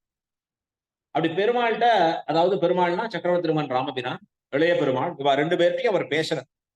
அவர் பேசுறத பொறுமையா பெருமாள் கேட்கிறார். கேட்ட உடனே சொல்றார், ரிக்வேதம் பூர்த்தியா படிச்சவன் கூட இவ்வளவு அழகா பேச மாட்டான். யஜுர்வேதம் பூர்த்தியா படிச்சவன் கூட இவ்வளவு அழகா பேச மாட்டான். வியாக்கரணம் ஒழுக கற்றவன் கூட இவ்வளவு அழகா பேச முடியாது. என்ன அழகா பேசுறாரு. அதனால என்ன பேர் கொடுத்தார் பெருமாள்? வாக்மி ஸ்ரீமான், சொல்லின் செல்வர் அப்படின்னு தமிழ்ல சொல்ற அழகா. வார்த்தைகள் எல்லாம் அப்படி அழகா வந்து நிக்கிறதா ஹனுமான். அதுதான் வாக்படுத்துவம். ஹனுமார் எப்படிப்பட்டதையும் அருளக்கூடியவர். தைரியத்தை மத்தது மட்டும் இல்ல, வாக்படுத்துவம். நாவன்மையும் சேர்த்து அருளக்கூடியவர்களாக இருப்பது. பராசர பட்டர் சொல்றார் அழகா. எப்படிப்பட்ட வாக்கா இருக்கணும்? அனாத்ராதாவத்யம் பகுகுண பரீனாகி மனசா துஹானம் சௌகார்த்தம் பரிசிதமிவ அதாபி ககன் பதானாம் சௌப்ராத்ராது அனிமிஷ நிஷேவ்யம் ஸ்ரவணயோ त्वमेव ஸ்ரீர்மஹ்யம் பூமுகய வாணீ விலசிதம். அனாத்ராதாவத்யம். சில பேர் இருப்பா, வித்வான்னு பேரு. என்னென்ன மற்றவர்கள் என்ன குற்றம் சொல்றாளோ அதை கவனிக்கிறது தான் வேற. வித்வான் அடுத்தவாடைய தோஷத்தை கண்டுபிடிக்கணும். மத்தவாலாம் சொல்லிட்டு வெளில வரைச்சு நல்லா இருந்தது அப்படின்பா. அவ சொல்லுவ, இத்தனை 30 இடத்துல அவங்களோட தப்பு இருந்தது. அப்ப அவருக்கு பேர் என்ன? வித்வான். கரெக்டா கவனிப்பார். இப்ப சொல்றார் பட்டர், அனாத்ராதாவத்யம். அந்த வித்வானாக இருப்பவர் தான் சொல்லக்கூடிய பாசுரங்களை, பட்டர் சொல்லக்கூடிய பாசுரங்களை கேட்டு அதுல நல்லா மூழ்கி என்ன தப்புன்னு ஆராய்ந்தா கூட ஒரு தப்பு கூட அவருக்கு தெரியக்கூடாது. அந்த வாசனையே தெரியக்கூடாது. அனாக்ராதாவத்யம். அது மட்டும் இல்ல, பகுகுண பரீனாகி மனசா. ரொம்ப உயர்ந்து இருக்கக்கூடிய குணங்களாலே நிரம்பி இருக்க வேண்டும். இலக்கணம் இலக்கியம் எல்லாம் செறிவா இருக்கும்படியா இருக்கு. துகானம் சௌகார்த்தம் பரிசிதமிவ அதாபி ககனம். ரொம்ப எளிமையான பதங்களா இருக்கணும். கேட்க கேட்க நல்லா புரியும்படியா இருக்கணும். அதே சமயத்துல ஆழ்ந்த பொருள்களை உடையதாகவும் இருக்கணும். பதானாம் சௌப்ராத்ராது அனிமிஷ நிஷேவியம் ஸ்ரவணயோகோ. கேட்பவர்கள் எப்படி இருக்கணும்? கேட்க கேட்க கண் கொட்டாது கேட்க வேணும். இன்னும் இன்னும் இன்னும் அப்படின்னு பருகிக்கொண்டே இருக்க வேணும். அப்படிப்பட்ட திருவாக்குகளை ஸ்ரீரங்கநாச்சியாரே நீ அருள வேணும். தொமேவ ஸ்ரீர்மஹ்யம் பகுமுகய வாணி விலசிதம். நீர் நமக்கு அருள வேணும் என்று பட்டர் பிரார்த்திச்சார் அழகா. ஸ்ரீரங்கநாச்சியார் திருவடிகள். அத போல இங்க இருக்கக்கூடிய பெண் பிள்ளை நாவுடையாய், நல்ல திருநாவீறு படைத்த. எப்படி பெருமாளே ஸ்லாகித்த. பெருமாள் பேசுறத கேட்டுட்டே இருக்கலாம். ஆனா அந்த பெருமாள் ஹனுமார் பேசுறத கொண்டாட. என்னமா பேசுறான், என்ன ஆச்சரியமா பேசுறான். எந்த மாதிரி பேசணும்ங்கிறதே இருக்கு. இன்னைக்கு கம்யூனிகேஷன்ங்கிறதே ஒரு தனி சாப்டர். எல்லாருக்கும் ஒரு கோர்ஸ் தான். முதல்ல வந்தவங்கள்ட்ட என்ன பேசணும், எப்படி பேச, யாரு, எதுக்கு வந்த, என்ன பண்ண, போச்சு போ, பேசாமே இருக்கலாம் போல் இருக்கு. விரட்டுறதுக்கு இதெல்லாம் ஒரு வழியா வச்சிருக்கேன். வேண்டாதவாளை பேச விட்டா முடிஞ்சு போச்சு. ஒரேடியா விரட்டப்பட்டவர்கள். எப்படி ஆரம்பிக்கணும், எந்த மாதிரி அவர்கள்ட்ட பதில் பெற வேணும், எப்படி அவர்கள் உள்ளம் நோகாதபடி ஒரு விஷயத்த சொல்லணும். இத்தனருக்கு பேச்சுங்க. அதுல வல்லவளாக அவள் உள்ள இருக்கக்கூடியவள் இருக்காள். அதுக்குதான் என்ன பேர் சொல்றா? நாவுடையாய், நாவீறு படைத்தவள். அதனால என்னாச்சு, நீ எப்படிப்பட்டவளா இருந்தாலும் சொன்னது செய்யல, இருந்தாலும் உன்னுடைய நாக்கு அந்த சொல்லுக்கு கட்டுப்பட்டவர்களா இருக்கு. அதற்கு நாங்கள் மயங்கினவர்களாக இருக்கும். ஒரு பாடகர் இருக்கார், ரொம்ப ஆச்சரியமா பாடுவார். முடிஞ்சு மேடையை விட்டு கீழே இறங்கி வந்தாருன்னா ஒரே கோபம், சுருண்டு சுருன்னு விழுவார். ஆனாலும் அவர்கிட்ட கூட்டம் அவ்வளவு இருக்கு. ஏன்னா இந்த பாட்டு இவரை போல பாட முடியும். என்னமா பாடுறார் அழகா, கேட்க கேட்க இனிமையா இருக்கே, பாடிட்டே இருக்கலாம் போல் இருக்கு. அது அவளுக்கு கிடைச்ச ஒரு வரம். அத போல உனக்கு கிடைச்சிருக்கு. என்ன, நீ நானாதாய் ஆனாலும் நாவுடையாய். சரி, எழுந்து பண்ண வேண்டிய காரியம் என்ன? சங்கொடு சக்கரம் ஏந்தும் தடக்கையன் பங்கையற்கண்ணானை பாடேலோர் எம்பாவாய். சங்கொடு சக்கரம் ஏந்தும் தடக்கையன், சங்க சக்கரங்களை தன் கைகளிலே தரித்தவனாக இருக்கக்கூடிய எம்பெருமான். அவன் பரமாத்மாங்கிறதுக்கு இது ஒரு அடையாளம். சங்க சக்கர தாரினா, சங்கத்தையும் சக்கரத்தையும் தரிப்பவனாக இருக்கக்கூடியவன். பஞ்சாயுதங்கள்ல இது ரெண்டும். பஞ்சாயுதங்கள்ங்கிறது 5 முக்கியம். அதற்கு ஒரு ஸ்தோத்திரமே இருக்கு, ரொம்ப அழகா. ஸ்ப்ரத் சஹஸ்ரார சிகாதி தீப்ரம் சுதர்சனம் பாஸ்கர கோடி சுப்ரம் அப்படின்னு வரக்கூடிய ஸ்லோகம் அழகா.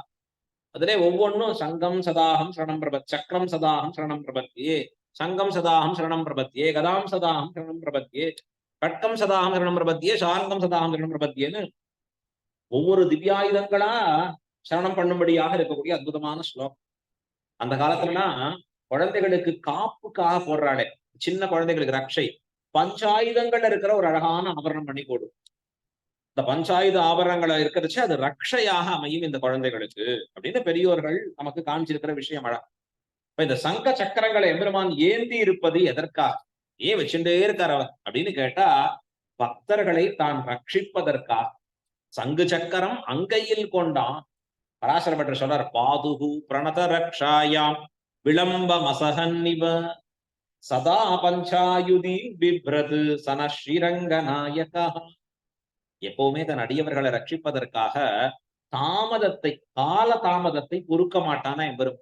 உடனே அவர்களை ரட்சிக்க வேண்டும் என்பதற்காக சங்க சக்கரத்தையும் எங்க இருக்குன்னு தேடக்கூடாது, கையிலேயே பிடிச்சிட்டு இருக்கான்.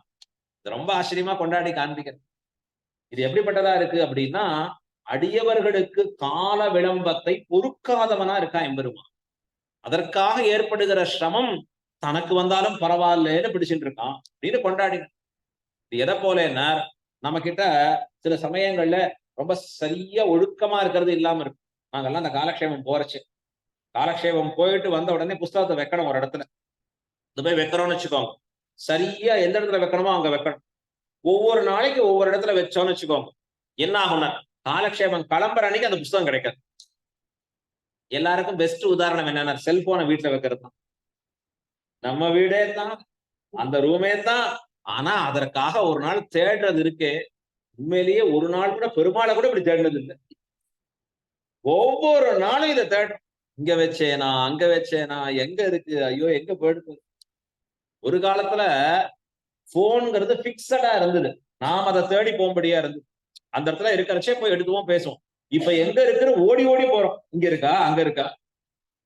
ஆழ்வார் தான் ஓடினேன் ஓடி உய்வதோர் பொருளா, அங்க சொன்ன வார்த்தை போக இப்ப இங்க சொல்றார் அழகா, சதா பஞ்சாயுதி, எப்பொழுதும் இத கையில தாங்கி இருக்கு. நமக்கு அதனுடைய ஏற்றம் புரியல. அழகா நம்மாழ்வார் திருவாய்மொழியில கேட்கிற, வாளும் வெள்ளும் கொண்டு பின் செல்வார் மற்றில்லை. என்னது இது, உனக்கு எல்லாத்துக்கும் ஆள் இருக்கா? ராஜாக்கள்லாம் எத்தனை பேர் இருக்கா? ஸ்ரீரங்கத்துல பாருங்க, சாதாரண ஒரு ஆபீசர் வருவோம், பெருமாளை செய்ப்பார், ஒரு புஷ்பம் இதெல்லாம் கொடுப்பார், பக்கத்துல வாங்கி ஒரு பியூன் இருப்பான், அவன்கிட்ட கொடுத்துருவோம், வச்சுக்கோ இத. உலகத்துல இருக்கிற எல்லாத்துக்கும் 100 அசிஸ்டன்ட். அந்த பியூனுக்கு புதுசா ஒருத்தன் சேர்ந்திருப்பான், அவன் இப்பதான் டெம்பரரியா வந்திருப்பான், அவனுக்கு அவன் ஒரு அசிஸ்டன்ட், இதான் அதை வச்சுக்கோ நீம்பா. அவன் உலகத்துல இத்தனை பேர் இருக்கிறச்சே உனக்கு ஒருத்தர் வச்சு கூடாதா? ஆழ்வார் கேட்கிறார், இந்த வாளும் வில்லும் கொண்டு பின் செல்வார் யாரும் இல்லையே, தேவரீருக்கு பின்னாடி போறதுக்கு ஒருத்தர் வச்சுக்க வேண்டாம் அப்படின்னு பருகிறா நம்மாழ்வாருடைய மங்களாசாசனம் அது பெருமாளிடத்திலே அப்படின்னு காண்பிக்கிறார் அழகா. இந்த சங்க சக்கரங்களை அடியவர்களுடைய ரட்சணார்த்தமாக பிடித்திருக்கிறான் ஒன்று. இன்னொன்னு, சங்க சக்கரங்களை பார்க்கறச்ச என்ன தெரியறதுன்னா, இதுவே எம்பெருமானுக்கு ஆபரணமாகவும் இருக்கிறது. அவர்கள்லாம் நித்தியசூரிகள், சங்காழ்வார் சக்கரத்தாழ்வார்னு அவர்கள் எம்பெருமானோட கூடி இருக்கிற அழக பார்த்தா அது எப்படி இருக்குன்னா, திருமார்பில சாத்தி இருக்கிற கௌஸ்துப மணி போல இதுவும் ஒரு ஆபரணமா ஜொலிக்கிறது. அடியார்களுக்கு திவ்யாயுதங்களா தெரியல, திவ்ய ஆபரணங்களாவே காட்சி தரும்.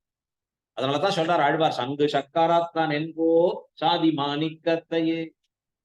சங்கு சக்கரத்தை தன் கையிலே என்றும் ஏந்தி இருக்கக்கூடிய பரமாத்மா, அதையே அடையாளமாக கொண்டு இவனே பரமாத்மான்னு நிரூபிக்கத்தக்கவன் அவன். சங்க சக்கரம் கையில் ஏந்தியவன் எவனோ அவனே பரம்பொருள், அவனே நாராயணன். வேற யாருக்கும் இந்த லட்சணம் கிடையாது. அசாதாரணமான லட்சணம் இவன் ஒருவனுக்கே உண்டாயின. இப்ப சங்கு சக்கரம் அந்த சொல்ற நீங்க காண்பிக்கிறச்சே, இந்த சங்கத்தையும் சக்கரத்தையும் சங்கோடு சக்கரம் ஏந்தும் தடக்கையன், சங்கோடு சக்கரத்தை தன் திருக்கையிலே பிடித்துக் கொண்டிருக்கக்கூடிய எம்பெருமான் தடக்கையன் அப்படின்னா நன்றாக பறந்து விரிந்திருக்கக்கூடிய திருக்கரங்களை உடையவன். ஏன்னர் சங்கு சக்கரம் ஏந்தி ஏந்தி அப்படி அழகா அந்த திருக்கரங்கள் பறந்து விரிந்து இருக்கிறது. பராசரப்பட்டர் சொல்லுவார் ஸ்ரீரங்கத்துல, சங்கம் சக்கரம் எப்படி இருக்குன்னு, ரொம்ப சௌகரியமா இருக்கும். அவருக்கு ஏதான அந்த சங்கத்தாழ்வார் சக்கரத்தாழ்வாருக்கு ஒரு ஸ்டாண்ட் பண்ணாதான் கஷ்டமா இருக்குமா. ஏன்னர் இப்பதான் சுகமா இருக்கான். விஸ்ராந்த திவ்யாயுதம், விஸ்ராந்த அந்த காலத்துல மத்தியான வேளையில கொஞ்சம் ஓய்வு எடுப்பதற்காக ஈஸி சேர்னு ஒண்ணு சொல்லுது. கொஞ்சம் இப்படி படுத்துன்னு இப்படி இருக்கிற மாதிரி கொஞ்சம் சாய்வா அழகா இருக்கு, படுத்துக்கிறதுலயே இருக்கிறதுங்கிறச்சு. இப்ப போனா வெளியில ஏர்போர்ட்லாம் நிறைய இடங்கள்ல வந்துடுது அந்த மாதிரி வச்சுக்கிற மாதிரி. அந்த காலத்துல வீட்டுல அதை வச்சுட்டு இருப்பான். இப்ப நமக்கே இடம் இல்லை, அதெல்லாம் வச்சுக்கிறதுக்கும் இடம் இல்லாம போயாச்சு.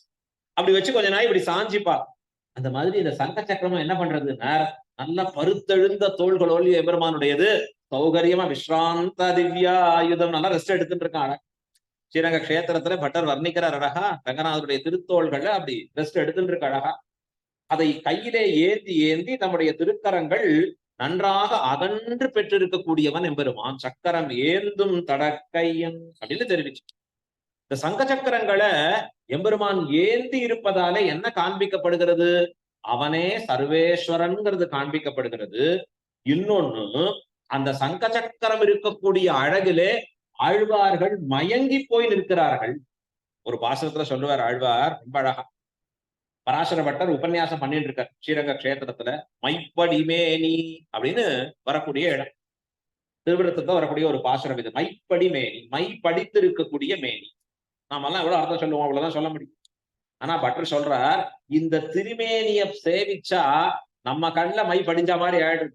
அப்படின்னா கண்ணாம் சுழைடுகிறது, என்னன்னே சொல்ல முடியல. அவர் யாருன்னு நம்மள தெரியாதபடி அப்படி மயக்கிறது அவர் திருமேனி. உடனே அங்கேருந்து நஞ்சியருங்கிற சிஷ்யர் எழுந்தார். அவர் சொன்னார், அங்கேருந்து எல்லாரும் நிறைய பேர் கேட்டுட்டு இருக்கா உபன்யாசம். அவர் சொல்றார், பொன்னார் சார்ங்கமுடைய அடிகளை இன்னார் என்று அறியேன் என்று ஆகாதோ அப்படின்னு பட்டர்கிட்ட அவர் சொல்றார். உபன்யாசம் நடந்துட்டு இருக்கிறச்சே நடுவில் எடுத்து கொடுக்குறார். அப்படின்னா பெரிய திருமொழியில வரக்கூடிய ஒரு பாஷை. பொன்னார் சார்ங்கமுடைய அடிகளை இன்னார் என்று அறியேன் அப்படின்னா எம்பெருமான் திருக்கையிலே திவ்யாயுதங்களை பிடிச்சிருக்கான். சங்க சக்கரங்கள், திருவாடி, இதெல்லாம் சார்கம் எல்லாம் ஏந்தி இருக்கான்.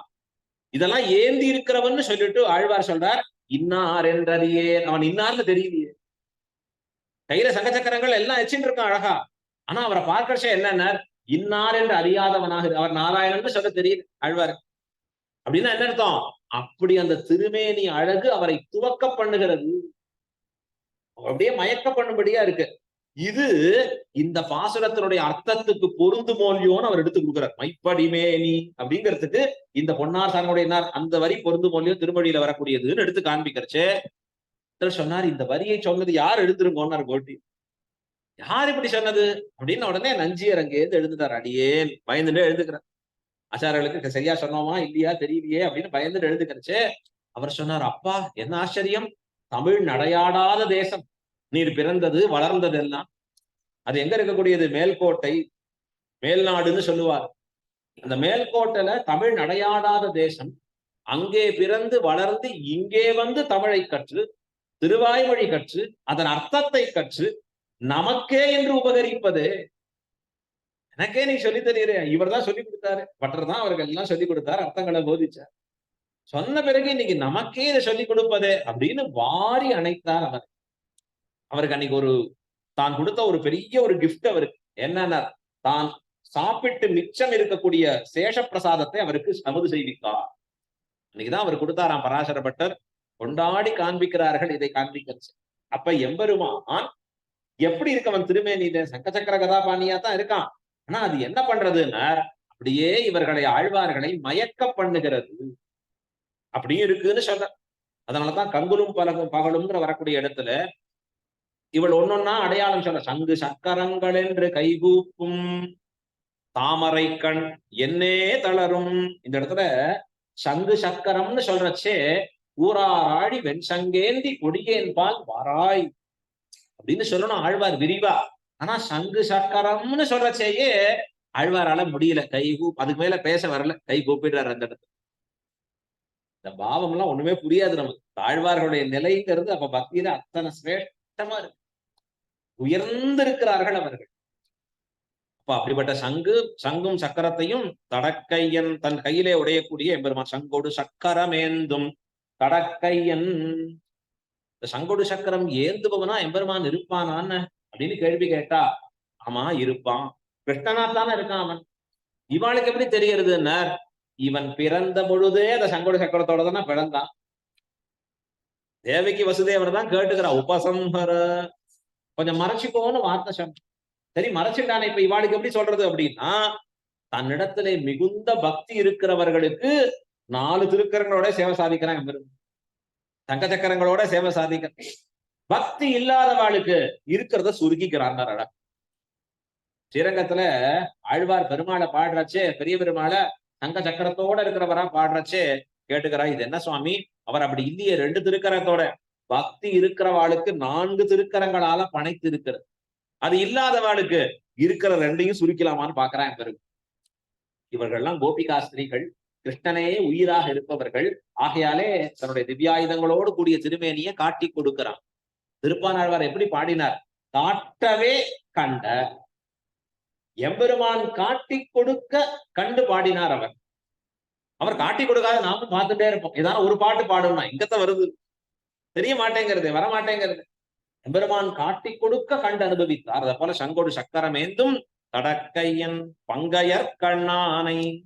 பங்கையர் கண்ணான் தாமரை போன்று இருக்கக்கூடிய திருக்கண்கள். அழகா ஆழ்வார் பாசுரத்தை சொல்றாரு, எப்படி இருக்கக்கூடியது, சிவந்து இருக்கக்கூடிய திருக்கண்கள். அது எப்படி இருக்கக்கூடியது, நீண்டு இருக்கக்கூடிய திருக்கண்கள். அது எது வரைக்கும் நீண்டும்னா, இங்க இருக்கக்கூடிய காது வரைக்கும் நீண்டு இருக்கும்.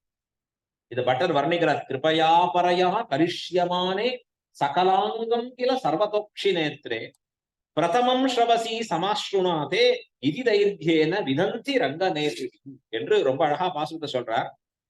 இந்த கண்களுக்கும் மற்ற இந்திரியங்களுக்கும் ஒரு போட்டி. என்ன போட்டினார், நான் எம்பெருமானுடைய கருணைக்கு இருப்பிடமா இருக்கேன். இந்த கண்களால தானே எம்பெருமான் எல்லாரையும் நோக்கிறார் இல்லையா. தேவரீருடைய திருக்கண்களாலே என்னை நோக்கி அருள வேண்டும்.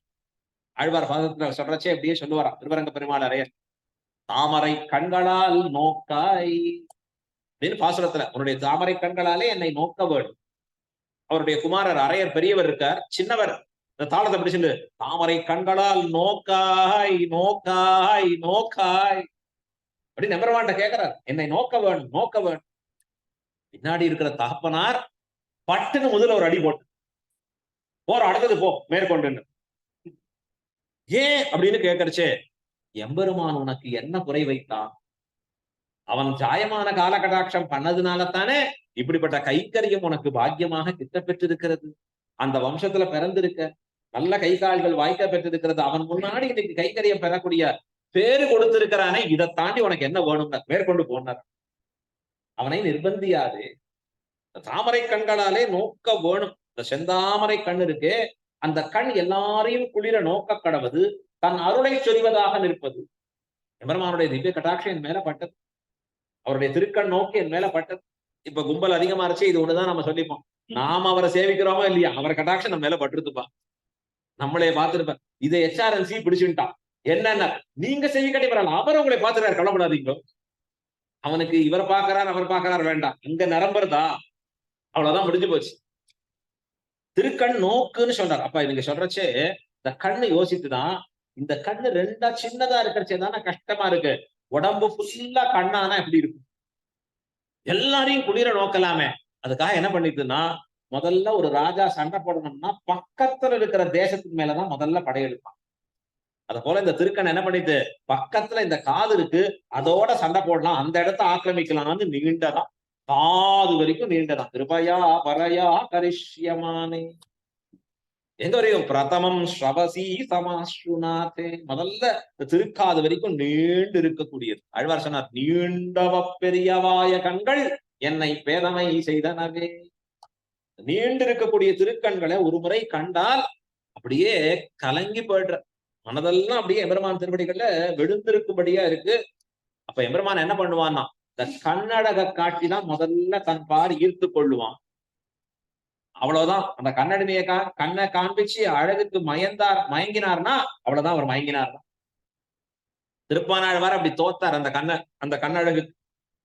திருப்பானாழ்வார் போல அந்த கண்ணழகை ஒரே ஒருத்தர் தான் பெற்றார் அழகா. எம்பெருமானோருடைய கூடவே இருக்கிற பிள்ளை உறங்காவில்லி தாசர், தனுர்தாசர். அவர் மனைவியினுடைய கண்ணழகுல மயங்கினார். இதை காட்டிலும் சிறந்த கண்ணழகு வேற நான் பார்த்ததே இல்லை, இவள் தான், இதுதான் ரொம்ப அழகா இருக்கு.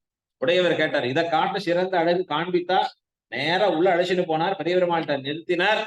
அவருக்கு காமிச்சிரோலியோ கரியவாகி புடை பறந்து வெளிர்ந்து செவ்வரியோடி நீண்டவ பெரியவாய கண்கள் என்னை பேதமை செய்தனவேன்னு திருப்பானாழ்வார் காமிச்சிரே, அப்படி இவர் காட்டும் ராமானுஜாரிய திவ்யாக்ஞா கையை கட்டிட்டு பெரியவருமாள் அப்படியே அந்த திருக்கண்களை காண்பித்தார்.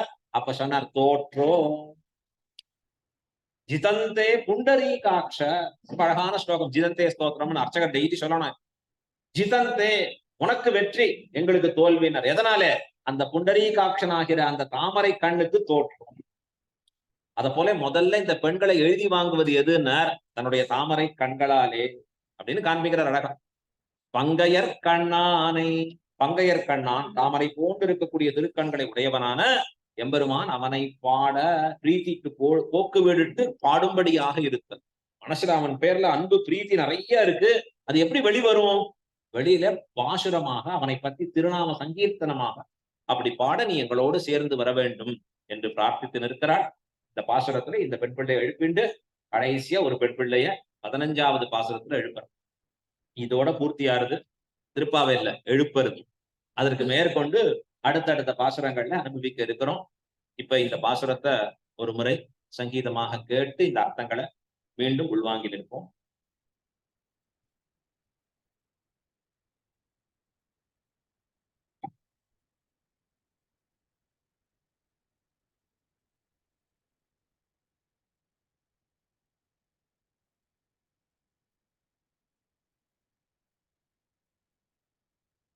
உங்கள்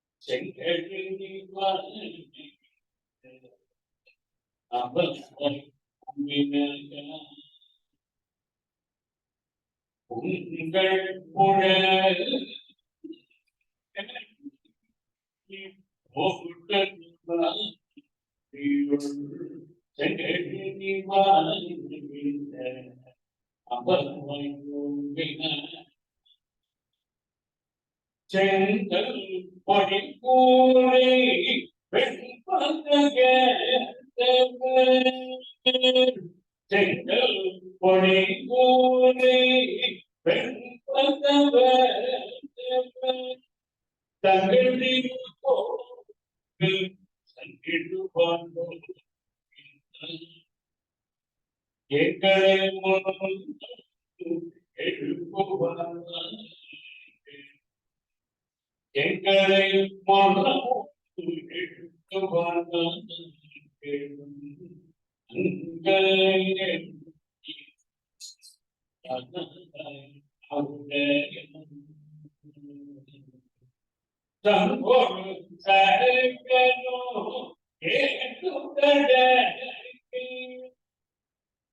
சங்கோடு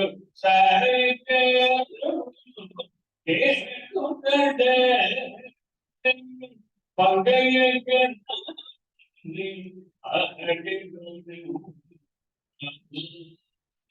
சங்கோடு